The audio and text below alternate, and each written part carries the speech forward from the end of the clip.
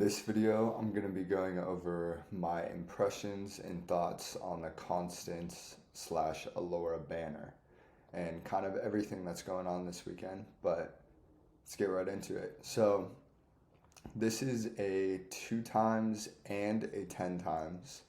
The last time that we saw an event like this was with the Setram Hatset Ezrin banner. Because usually we either have just a 2x or just a 10x. And so the fact that it is both is catching my eye for sure. The 2 legendaries, Constance, I think she's going to be used in a lot of content. And I've seen her on some tier lists, and I really think that she is kind of underrated for a lot of different things because of this inspiration effect here. So if we see, it's a 35% inspiration boost that lasts for 15 seconds, and that can go up to 40% inspiration with skill ups. And the only other person in the game right now that does something similar is Dolores.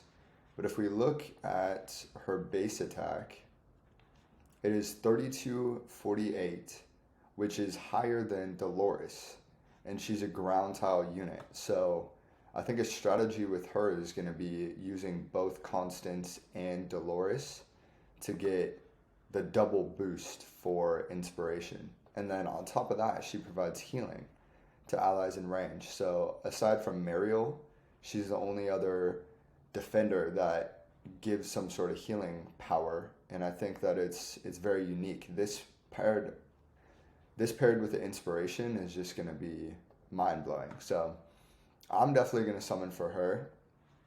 And then another legend in this banner is Alaura. And I really think the only place she's going to see use is Gear Raid 3 because of this invisibility. Where is it? So it's just her talent right here. So when the ultimate is not activated, she remains in the invisibility state.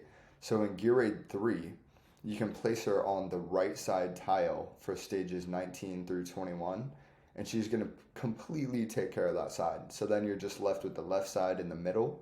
So she's really going to make Gear Raid 3 just easy mode for a lot of people.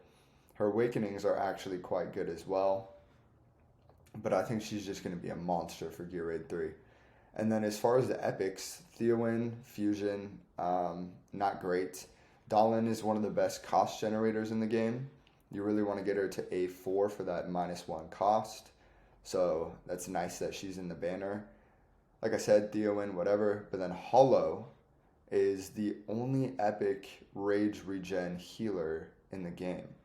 She's super, super rare. I pulled her twice outside of this.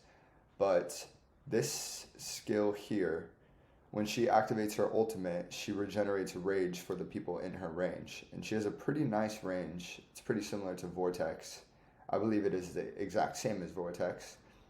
Her A1 is pretty good. A2 through 4 is pretty meh.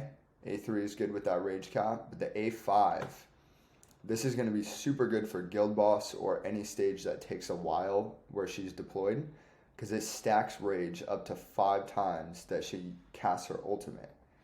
And it's not a massively high cost ultimate here.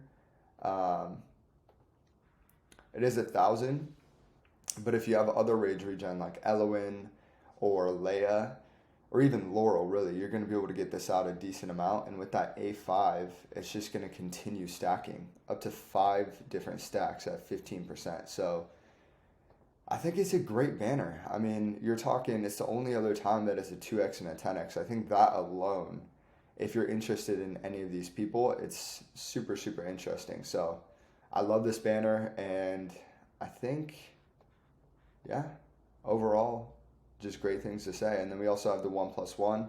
So I'm going to summon for these 2 and try to go for them. If I can get both of them, then I'm probably going to go for the 1+1 after that. But that's kind of just my thoughts and overview on the summons this weekend.